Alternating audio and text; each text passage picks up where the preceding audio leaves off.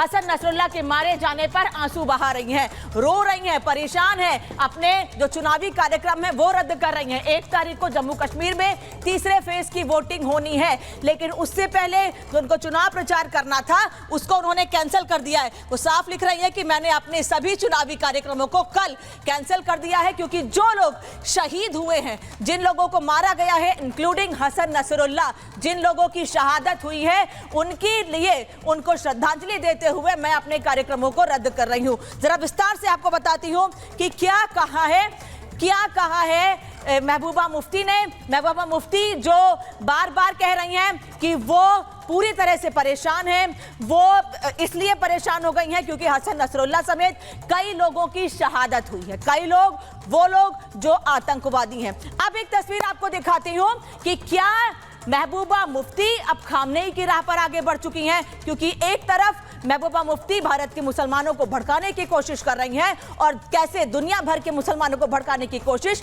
Khamenei Iran से कर रहा है, ये आपको बता देती हूं। क्योंकि खामनेई का एक भड़काऊ प्लान सामने आया है जिसमें नसरुल्लाह की मौत का बदला लेने की बात उसने कही है। वो ये कह रहा है कि नसरुल्लाह की मौत का बदला लेंगे, इजराइल के खिलाफ उसने भड़काया है लोगों को, मुसलमानों को, और एकजुट होने की अपील की है। वो कह रहा है कि सभी मुसलमान एकजुट हो जाएं, सभी मुस्लिमों से आह्वान किया है, सभी मुसलमानों को एक होने की बात कही है, इजराइल का मुकाबला करें, यह कहना है खामनेई का। मुसलमान हिजबुल्लाह के साथ हैं, हिजबुल्लाह यानी वो आतंकी संगठन जिसका मुखिया मार गिराया गया है। खामनेई ने ओआईसी की एक बैठक भी बुलाई, हालांकि इसके पहले भी ओआईसी की कई बैठकें होती रही हैं जिसमें तमाम मुस्लिम देश भाग लेते रहे हैं। 57 देशों का एक संगठन है ओआईसी, जिसमें हमने इसके पहले भी देखा है, जब से इजराइल हमास के बीच युद्ध शुरू हुआ है तब से लगातार ओआईसी की कई बैठकें हो चुकी हैं। और एक और तस्वीर आपको दिखा देते हैं कि कैसे खामनेई ने लोगों को एकजुट होने की अपील की है और कहा है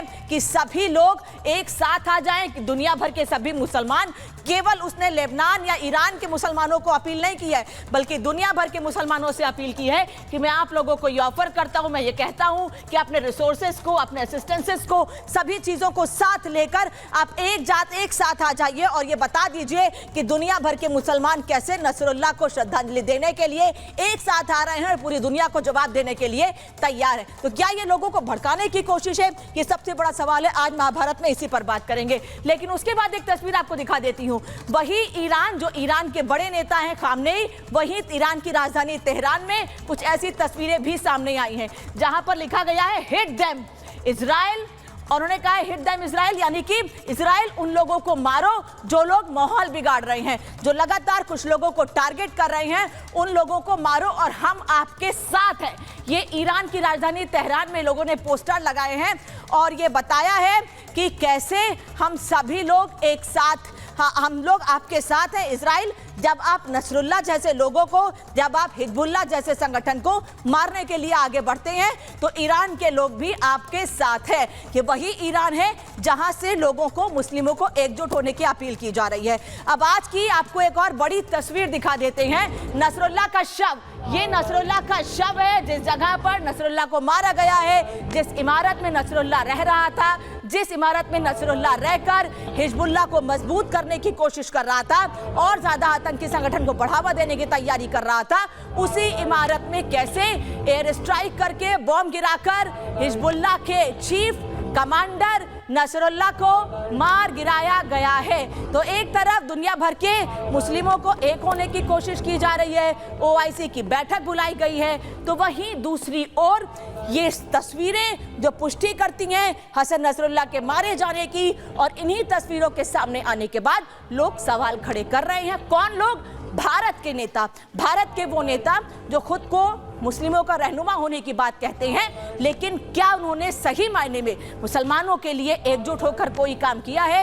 ये सबसे बड़ा सवाल है। लेकिन आज वो लोगों को भड़काने की कोशिश कर रहे हैं, उन मुसलमानों को भड़काने की कोशिश कर रहे हैं जो नसरुल्लाह की मौत के बाद जश्न मना रहे हैं। वो एकजुट होकर ये दिखाने की कोशिश कर रहे हैं कि वो किस तरह से जश्न मनाकर, सेलिब्रेट करके नसरुल्लाह को अंतिम विदाई दे रहे हैं और ये बता रहे हैं कि ऐसे आतंकवादी संगठन, ऐसे आतंकवादियों का खात्मा होना चाहिए।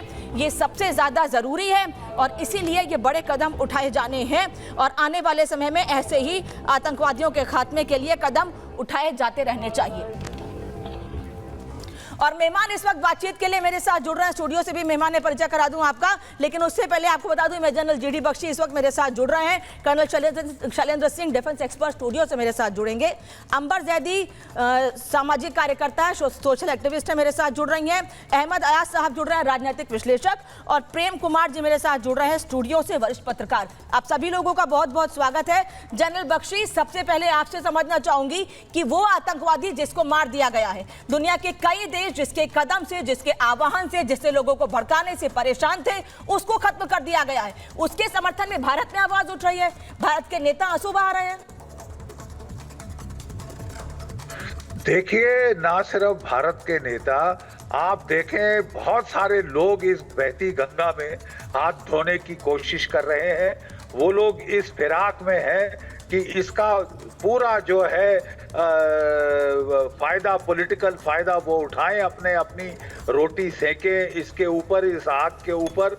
तुर्की के एर्दोगान साहब पहले तो बोल रहे थे कि दुनिया के तमाम मुसलमान देशों को इकट्ठा होके इजराइल से लड़ना चाहिए, गीदड़ भभकी दे रहे थे।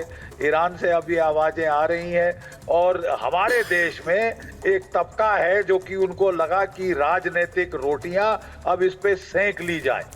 बड़ा सुनहरा मौका है राजनीतिक रोटियां सेकने का। करे अरेंगे ये लोग कुछ नहीं, किसी के लिए इन्होंने कोई धेले का काम नहीं किया है, हमारे मुसलमान भाइयों के लिए भी नहीं किया। और अब ये उचक के बड़ा यहाँ पे रुदाली बन के आंसू बहा रहे हैं। अब वो एक टेररिस्ट संगठन यूनाइटेड नेशंस ने घोषित किया हुआ है, बाकी देशों ने घोषित किया हुआ है, वो लगातार वार पे वार कर रहा था इजराइल के ऊपर। 8 अक्टूबर से उसने रॉकेट फायर करने शुरू किए थे और कोई 60-70 हजार इजरायलियों को घर से बेघर किया है। अब इजराइल ने भी पलटवार किया है क्योंकि वो अहिंसावादी देश तो है नहीं, उसने भी जम के पलटवार किया है और बदला लिया है।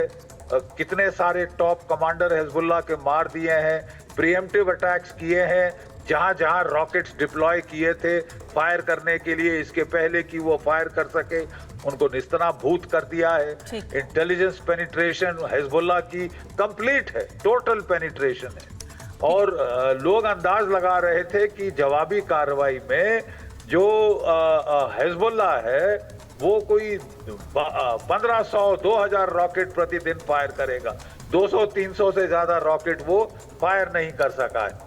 और क्योंकि या तो उसको प्रीएम्प्ट कर दिया गया है या वो एस्केलेशन वो नहीं चाहता, क्योंकि उसमें उसका समूल नाश हो जाएगा। लेकिन सर सवाल ये है मैं वापस लौट रही हूँ आपके पास। हमारे ये जो नेता है, खासकर मोहतरमा महबूबा मुफ्ती, ये सबसे बड़ी आतंकवादी संगठन की सरगना बन गई है आजकल। सर वापस लौट रही हूँ आपके पास।